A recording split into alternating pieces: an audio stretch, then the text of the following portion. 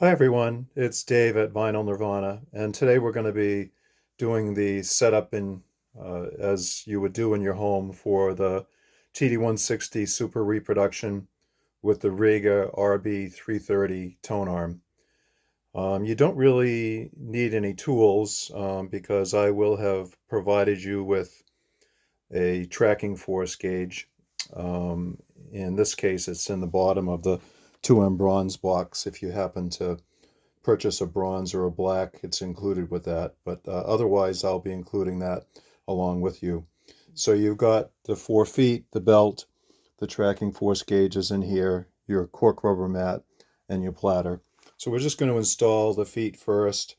You need to make sure that the arm is secured in the armrest, and then you're going to carefully turn it up on its side. If you're on a kind of rough surface, you'll want to put some kind of towel down to just protect the wood on the side. So we're going to take this, turn it up on its side. You might not be able to see all 4 feet, but basically these just screw into these receptacles in the bottom and make it adjustable.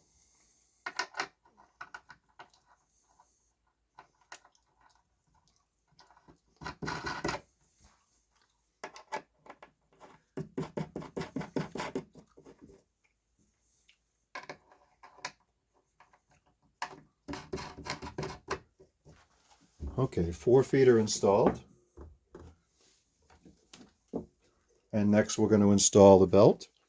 This is typically a genuine Thorens belt. The company is, I guess, going to a different belt manufacturer, and the Thorens belts have been unavailable. So this is a Thacker belt made, I believe, in the same factory that the, I guess, old Thorens belts were made at this point.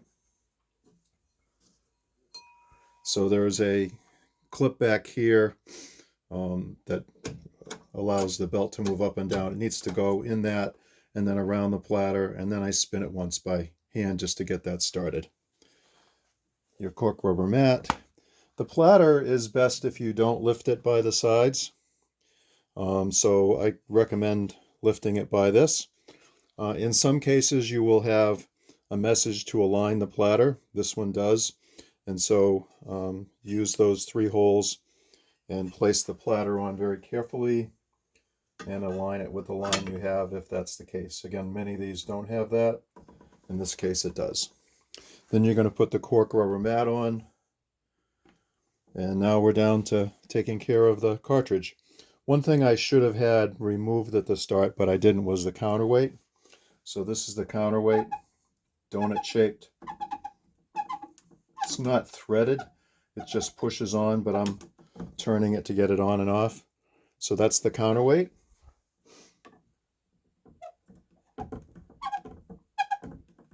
Typically when I send the turntable, I have left this set to where the tracking force should be. So there's a knob here that turns. That's 2. This is 1.5. This is 1. So for the 2M bronze, the tracking force is 1.5. So I'm going back to 1.5 there. Typically, well, this is the armrest and how the lock works. So I'm taking this off. And the anti-skate is in here. And typically that's already set for you a little after the 1 mark. So we're going to put this back in here and put the lock back on. Okay, so one of the trickier things is just getting used to the stylus guard that's on these. It's not so much that it's tricky, it's just not really intuitive, I don't think. So there's a little tab under here, and some people think, okay, push that backwards, but you're actually pushing it towards the front. So I'm using my forefinger, pushing that towards the front with my thumb in the front here to hold it when it comes off. So there's the stylus guard there. There's the little tab I was talking about. So you'll want to probably save that in your cartridge box unless you plan to be putting it back all the time, which there's not really any reason why. So the tracking force gauge I mentioned is in the bottom of this box. So there's a baggie in here, and it's a 2-piece scale. And the 2 pieces look like so. I'm going to put, again, all this stuff back in. You might want to put the stylus guard in this baggie, but it's up to you. Somewhere in this case would probably be a good idea.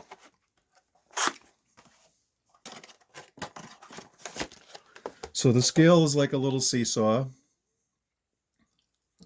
There are tabs on it. And as you can see, this is it together, and it's a little seesaw. So basically, it's trial and error, moving the counterweight at this point, because this is set at 1.5. So you're just going to move the counterweight to get the weight to be 1.5. This is numbered. So you're looking for the 1.5 mark. That's where you're going to be laying the stylus down on this to try to get the correct weight. So I'm going to remove the armrest latch, and I can see that this is applying downward force, so that's good. So I'm going to give it a test at 1.5 grams. You can see I just move this around to where it needs to be. And I'm going to set it down in that tab, and right now it's not registering at all, so it's too light.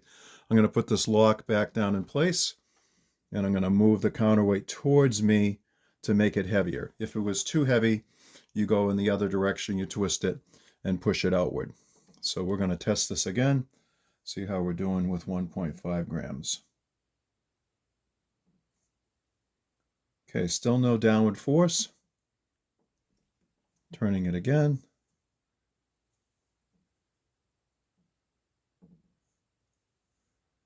Okay, now we're a little heavy.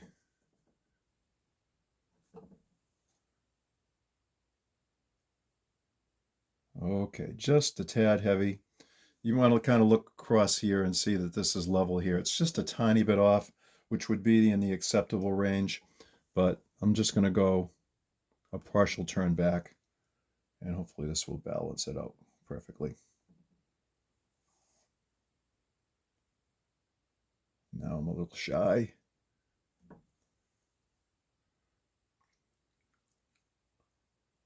Okay, so we've got that balanced out at 1.5 grams. The anti-skate is already set at 1.5 grams. So you're just about ready to play an LP. I'll just quickly show you the connections on back and where those go. Again, make sure your lock is on. Obviously the AC out cable. So this is the phono cable. Red goes into the red of your phono input. Black goes into the black of your phono input. And then there's a chassis ground. The cartridge is actually grounded through the RCA plugs. There's a chassis ground here that connects to the ground portion of your receiver or phono preamp. So that connects to that and helps with static electricity, etc. And that's about it. You'll be ready to play a record shortly after that. Thanks.